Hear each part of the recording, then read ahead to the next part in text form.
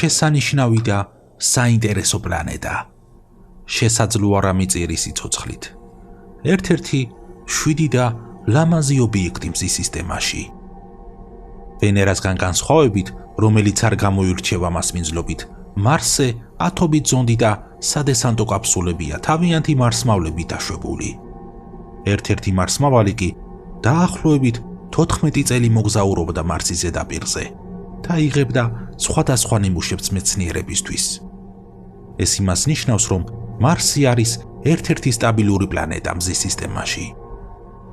მზიდან დაშორებით მეოთხე პლანეტა. ეს იმას ნიშნავს, რომ როგორც ვენერა, ასევე მარსი დედამიწის მეზობელი პლანეტა არის.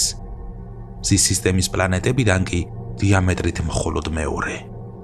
მარსი სიდიდით მხოლოდ მერკურის უსწრებს. როგორც სხვა პლანეტებს სამყაროში, ასევე მარსს გააჩნია ქერქი, მანტია და ბირთვი. მისი ქერქი ძალიან ჰგავს დედამიწაზე არსებულ უდაბნოებს, რომლებზეც ისეთი მცენარეები და ხეები იზრდება, რომლებსაც ძალიან მცირე რაოდენობით წყალი სჭირდებათ. თუ დედამიწაზე მხოლოდ რამდენიმე ადგილას გვხვდება უდაბნოს მსგავსი ზედაპირი და ნიადაგი, მარსზე ის პლანეტის მთელ ზედაპირს მოიცავს და ასევე ქიმიური შემადგენლობითაც განსხვავდება. მარსი დედამიწაზე თითქმის ორჯერ პატარა პლანეტა არის, მაგრამ ვერც ერთი პლანეტა მზის სისტემაში ვერ შეედრება მის ყველაზე მაღალ მწვერვალს და მის ყველაზე დაბალ წერტილს. სწორედ მარსზე მდებარეობს მზის სისტემაში ყველაზე მაღალი ვულკანი, რომლის სიმაღლე 26 კილომეტრს აღწევს და მისი სახელია ოლიმპის ვულკანი. დედამიწაზე ყველაზე დიდ ვულკანს მაუნა-კეა ეწოდება და 2 ნახევარჯერ დაბალია ოლიმპის ვულკანზე, რომლის სიმაღლე დაახლოებით 10 კილომეტრია. ოლიმპის ვულკანის დიამეტრი 540 კილომეტრია და დედამიწის ზოგიერთი პატარა სახელმწიფოების დიამეტრს უტოლდება. რატომ არ არის დედამიწაზე, ოლიმპის ვულკანზე მაღალი ვულკანი ან მთა? დედამიწა ხომ ორჯერ დიდია მარსზე. ყველაფრის მიზეზი არის ისევ და ისევ ჩვენი ძმა და მეგობარი გრავიტაცია. დედამიწა ორჯერ დიდია მარსზე და მარსის გრავიტაციაზე 2 ნახევარჯერ ძლიერი მიზიდულობის ძალა გააჩნია. ამიტომ გრავიტაცია არ აძლევს საშუალებას დედამიწაზე მოყოფ მთებს და ვულკანებს ზევით აღმართვაში და ისევ ქვემოთ ნიადაგზე იზიდავს.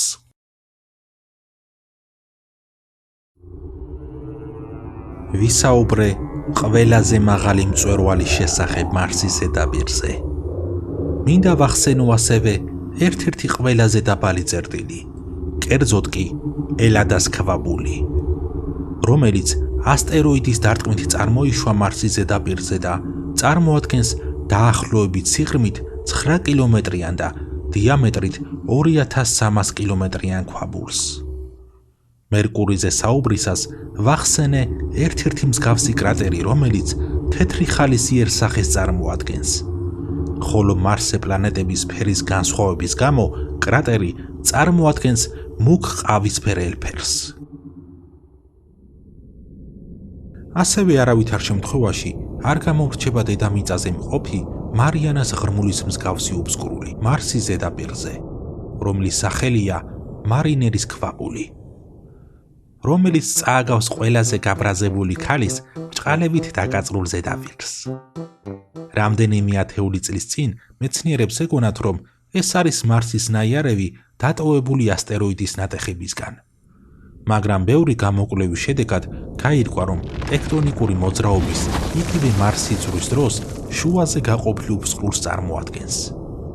მარსის ზედაპირი ოკეანეებით იყო დაფარული და მარინერის უბსკრული იგივეა, რაც დედამიწაზე მყოფი მარიანას ღრმულის ზუსტი სახეობა. უმეტეს თანამედროვე სტატიებში ის მარინერის კანიონად მოიხსენიება.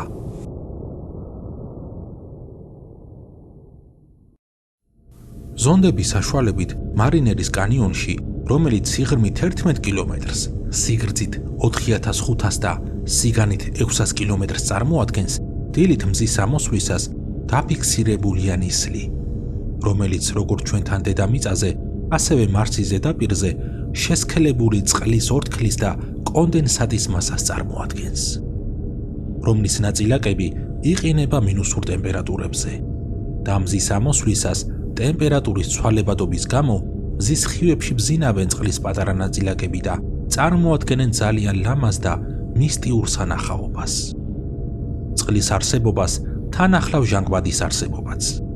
ეს იმას ნიშნავს, რომ შესაძლებელია მარინერის უფსკრულში არსებობდეს მცენარეები და ცოცხალი ორგანიზმები. გასაკვირია ის, რომ მარსის ჩრდილოეთ ზედაპირის და სამხრეთ ზედაპირის შემადგენლობა ერთმანეთისგან განსხვავდება. მეცნიერები ამბობენ, ეს არის იმის მიმანიშნებელი, რომ მარსის ჩრდილოეთ და სამხრეთ მხარე სხვადასხვა დროს ყალიბდებოდა, რადგან წარსულში სხვა პლანეტებისგან განსხვავებით არ ტრიალებდა, იმიტომ რომ მისი გრავიტაცია მხოლოდ მზეზე იყო დამოკიდებული და ვერ იწებებდა პატარა ნაწილაკებს მის მთლიან ზედაპირზე, არამედ მხოლოდ ჩრდილოეთ მხარეს.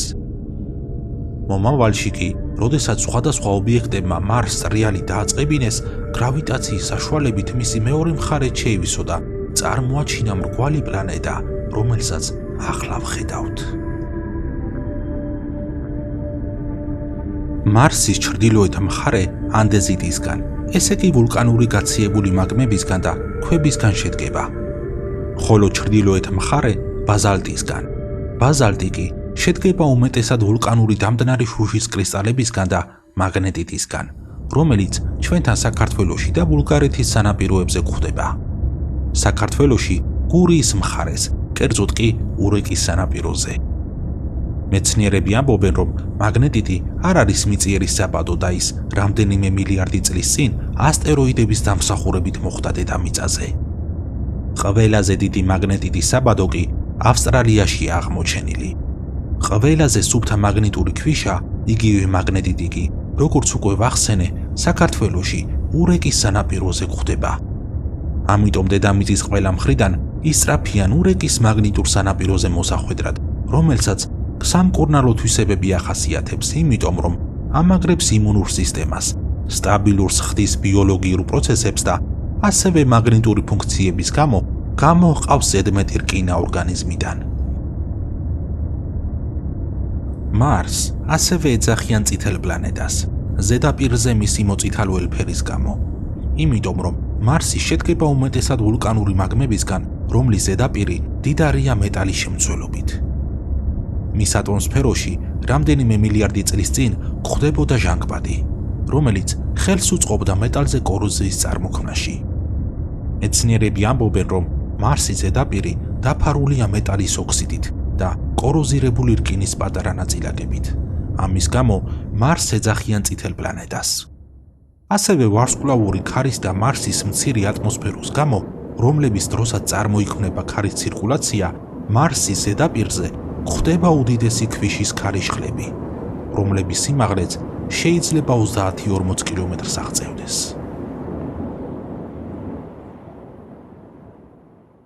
რა გასაკვირიც არ უნდა იყოს, მარსზე მცირე რაოდენობით ჟანგბადი არსებობს.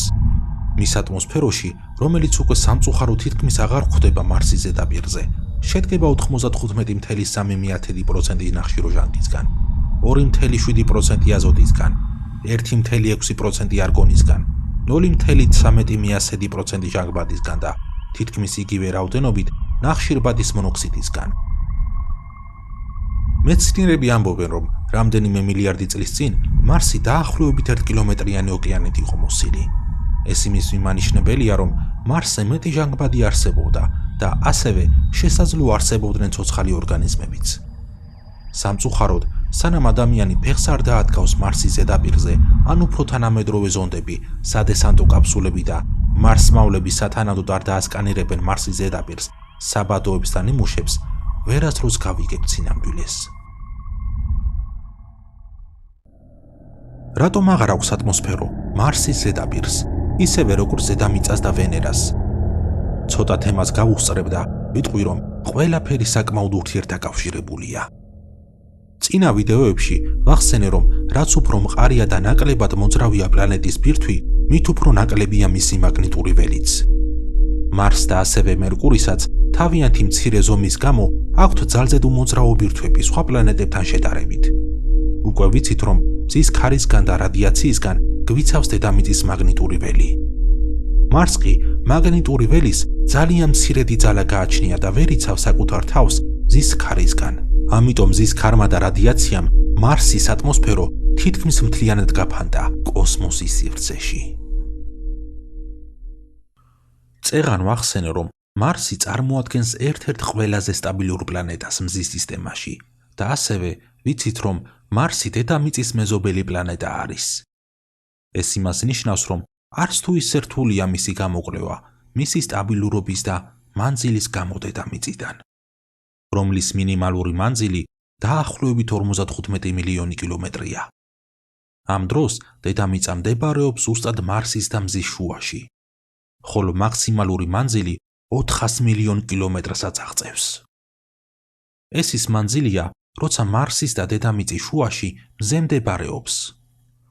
მარსის ორბიტა ძალიან ჰგავს უკვე ხსენებულ მერკურის ორბიტას, რომელზეც ერთ-ერთ წინა ვიდეოში ვისაუბრე, რომელსაც ჰქვია როგორია პლანეტა მერკური და რა შუაშია შოთა რუსთაველი. ასევე არ დაგავიწყდეს ვიდეოების და ლაიქება, შეტყობინებების ჩართვა, საკუთარი აზრის დაფიქსირება, კომენტარების სახით და არხის გამოწერა. ძალიან დამეხმარები არხის წინსვლაში და ასევე მეცით მოტივაციას მომცემ მეტი და უფრო მეტად ინფორმაციული კონტენტის შექმნაში. გამომყევი ჩემს არხზე და ჩემი არხის ზრდასთან ერთად გაზარდე შენი გონებრივი შესაძლებლობებით. წამომყევი მე და აივსი აზრიანად გონება. ახლა კი გავაგრძელოთ მარსზე საუბარი. მარსის ორბიტა ძალიან ჰგავს მერკურის ორბიტას, რომლის პერიხელიუმი დაახლოებით 207 მილიონი კილომეტრია, ხოლო აფელიუმი დაახლოებით 250 მილიონი კილომეტრი, ხოლო საშუალო მანძილი დაახლოებით 227 მილიონ კილომეტრს უდრის. მარსის დახრა საკუთარი ღერძის გარშემო უდრის დაახლოებით 25 გრადუსს, დედამიწის თითქმის 23 გრადუსთან შედარებით. ეს იმას ნიშნავს, რომ ისევე როგორც დედამიწას, ასევე მარსს გააჩნია წელიწადის 4 სეზონი: გაზაფხული, ზაფხული, შემოდგომა და ზამთარი. მარსის ისწრაფე მზის გარშემო უდრის დაახლოებით 24 კილომეტრს წამში, ესე იგი 86,400 კილომეტრს საათში. მზის გარშემო მარსს მთლიანი წრის გასაკეთებლად დაახლოებით ესაჭიროება 687 დღე, დედამიწის 365 დღესთან შედარებით. მის ერთ ბრუნს საკუთარი ღერძის გარშემო სჭირდება დაახლოებით 24 საათი, 37 წუთი და 23 წამი. დედამიწის 23 საათს, 56 წუთს და 4 წამთან შედარებით. მარსის ისწრაფე საკუთარი ღერძის გარშემო უდრის დაახლოებით 868 კილომეტრს საათში, დედამიწის 1674 კილომეტრს საათთან შედარებით. ეს იმას ნიშნავს, რომ მარსი არის ერთადერთი პლანეტა სამყაროში ჯერ გამოკვლეული პლანეტებიდან, ასე ძლიერ დამსგავსებული დედამიწასთან, მისი მოძრაობით საკუთარი ღერძის და ვარსკვლავის გარშემო. გაირკვა, რომ მარსის ქერქი 10-დან 90 კილომეტრამდე სისქეს წარმოადგენს. 10 კილომეტრის სისქის ქერქი არის ერთ-ერთ კრატერში, რომელიც ასტეროიდის დარტყმის ადგილია, ხოლო 90 კილომეტრის სისქის ქერქი მდებარეობს ოლიმპის ვულკანის მიმდებარე ტერიტორიებთან. მარსის მანტია შედგება უმეტესად მინერალებისგან, რომელიც დაახლოებით კაჟის ქვებს გვახსენებს. ასევე ჟანგბადს, რომელიც მანტიის ფენებშია ჩარჩენილი, რკინისგან და მაგნიუმისგან. მანტიის სისქე 1560 კილომეტრს წარმოადგენს. მეცნიერები თვლიან, რომ მარსიდან აორთქლებული ოკეანეების 58% მანტიამ შთანთქა და მის ფენებშია გამოკეტილი. ქერქში 35 და მხოლოდ 7% ატმოსფეროში გვხვდება. მარსის ბირთვის რადიუსი ჯერჯერობით კარგად არ არის გამოკვლეული, მაგრამ მეცნიერები ამბობენ, რომ მისი რადიუსი დაახლოებით 1850 კილომეტრს წარმოადგენს. ასევე ნახსენებია, რომ მარსის ბირთვი 4 მილიარდი წლის წინ გაცივდა იმიტომ, რომ ბირთვი შემადგენლობით განსხვავდება დედამიწისგან და ასევე ზომითაც პატარა არის.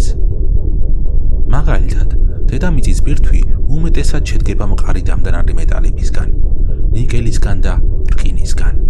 თავისი ქიმიური ნარევების შერწყმისას წარმოიქმნება მოძრაობა ბირთვში.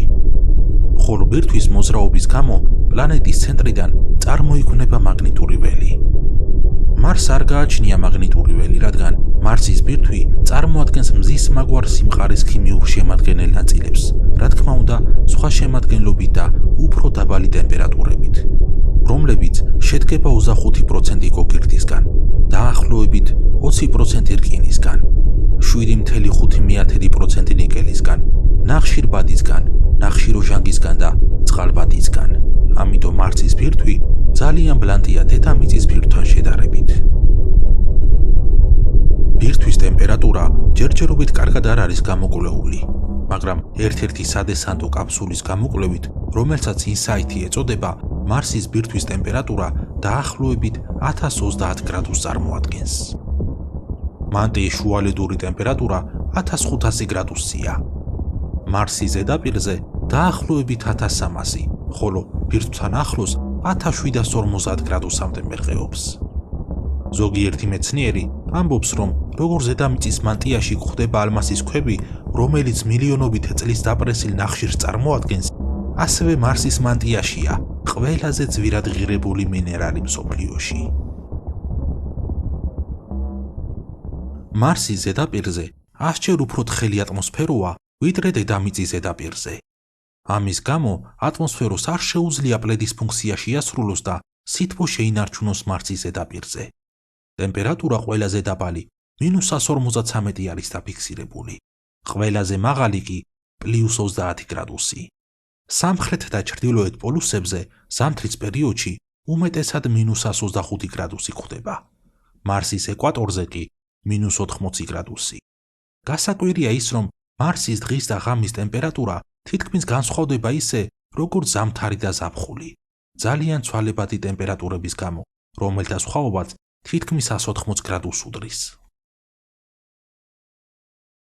ახალი კოსმოსური ტელესკოპის ჯეიმს ვების დამსახურებით, რომელიც 2021 წლის დეკემბერში იქნა გაშვებული კოსმოსის სივრცეში და რომელიც უკვე ერთ თვეში დედამიწიდან ითვლიდა მილიონ კილომეტრიან მანძილს, ბოლოს და ბოლოს მეცნიერებმა აღმოაჩინეს მილიარდობით სიცოცხლისთვის პოტენციურად ვარგისი პლანეტები, რომლებიც ძალიან გვანან დედამიწას, საკუთარი ატმოსფეროთი, პლანეტის მწვანე ელფერით და მოფირუზო ოკეანეებით.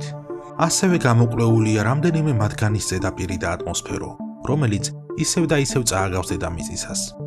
ზოგიერთი მათგანი დედამიწაზე ბევრად პატარაა, ზოგი კი 4-ჯერ დიდი. ეს არის მხოლოდ თეორიული დასკვნები, რადგან მათი მანძილის გამო დედამიწიდან შეუძლებელი ხდება ადამიანის გაგზავნა და სათანადოდ გამოკვლევა.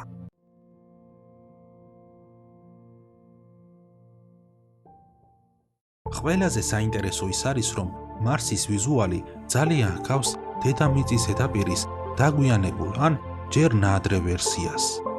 თითქოს უკვე გადაშენებული ცოცხალი ორგანიზმებით ან პირიქით, ჯერ არ აღმოცენელი სიცოცხლით.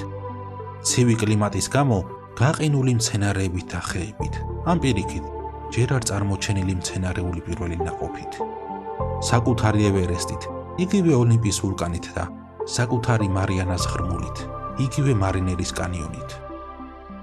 ახლა კი მთავარი, პროვოკაციული, ინტრიგული და მნიშვნელოვანი კითხვა თქვენ, ძვირფასო მაყურებლებო.